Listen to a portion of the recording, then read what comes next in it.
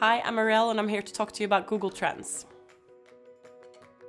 The reason why Google Trends is such a unique tool is because it's the closest we can get to what people's intents are and what they're searching every day. The reason is that we have 50,000 searches every second. That's 3.5 billion every day on Google. 15 to 20% of these are actually new every day. This means that we can discover new trends at a very quick pace. So the reason why Google Trends is such a great tool is because it basically gives us a window into people's intent as opposed to what they claim they're doing. This is also the reason why a lot of journalists and researchers have been using the tool to a large extent. And this means that it's also amazing for advertisers to see what their consumers are really looking for and wanting help with. So I'm going to start by going through the basic settings of the Google Trends Explore section. So the first setting that you can choose is basically the country. The second setting you can do is for the time period, and you can choose everything from a couple of hours ago or minutes ago to months and years ago. You can also choose a category or vertical. These are quite unintuitive often, so it's good to just type something in the box that you know belongs to the category that you want to look at, and it will give you suggestions of actually which category that you might be looking for. And the last one is to choose the entity that you want to look at.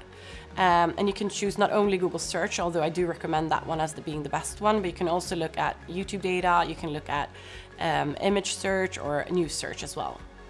So there are some extra settings that I would like to explain to you as well. The first one is for sharing. It basically means that you can just click that link to share with colleagues or friends. The second one is a plus button, basically just meaning that you can subscribe. The last one is the most important one, is the settings one.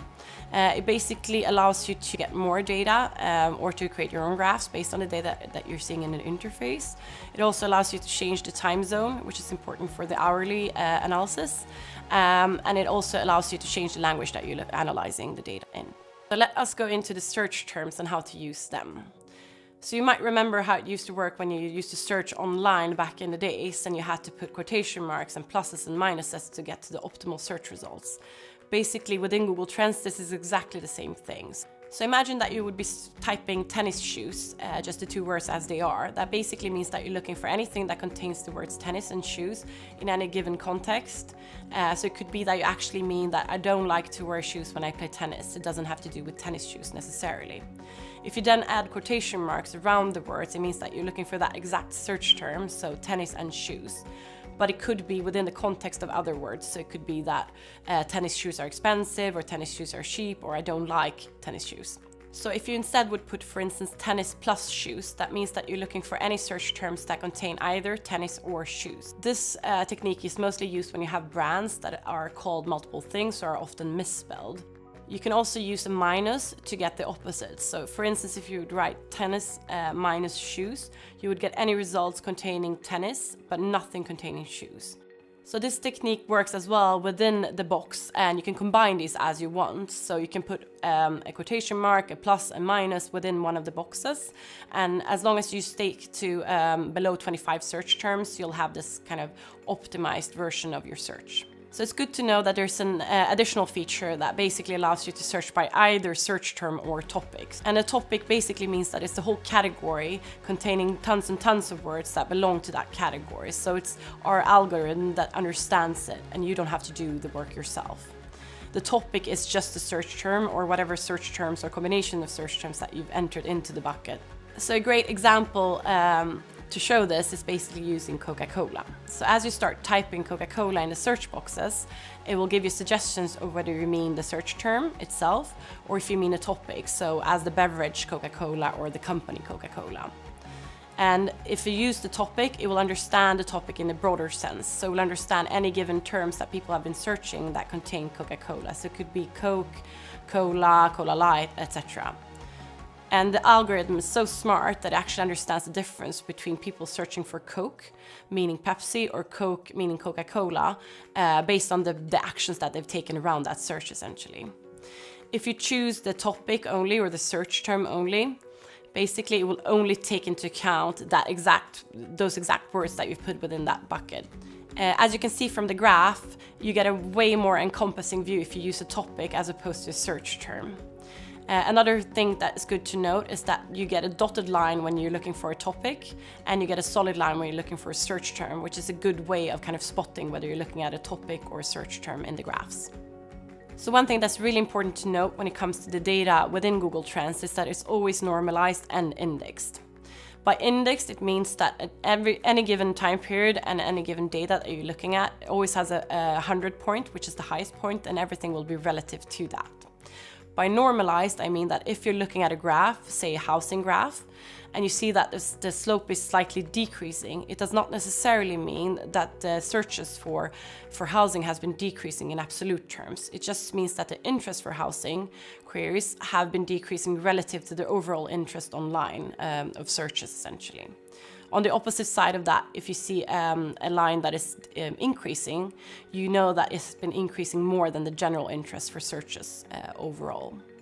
This is also super useful when you look at analysis of different countries, for instance, because it means that you can compare something across a multitude of countries. Say you're looking at Angry Birds between the US and Finland and the UK, and in absolute terms, obviously, the searches will be highest in the US.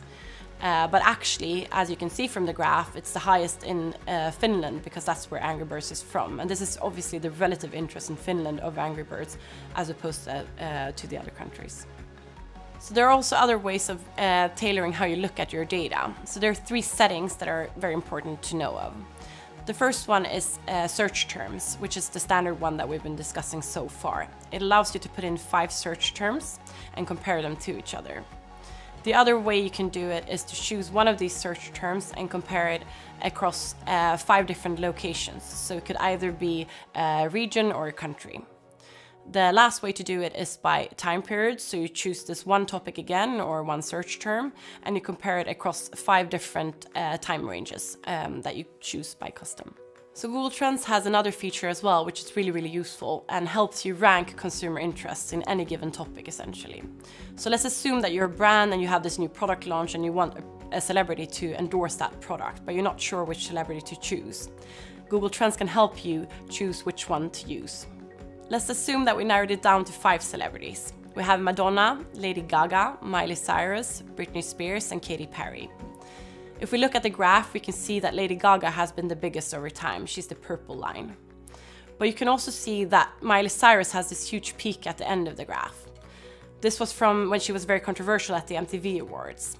So it could lead you to believe that actually she's the biggest star right now, or at the time that you were looking at this graph, but it could also be a controversial choice to choose her at that given time. So it's very good to kind of double check your data and why these peaks have been, but they actually show the general consumer interest for these people at any given time.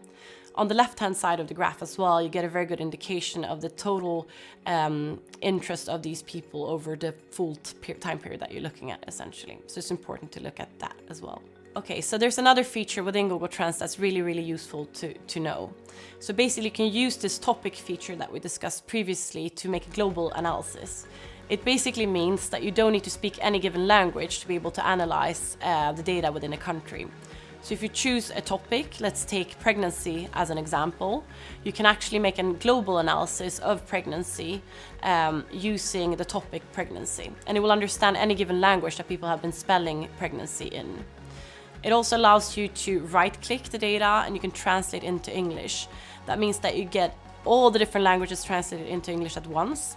And if you don't remember what the original word was or you want to go back to what it looked like before, you can basically hover above the word that you just translated and it will give you the original spelling and the original language that you had as well. It's good to note that at the bottom of the interface you always have the top and rising queries of any given search that you've made.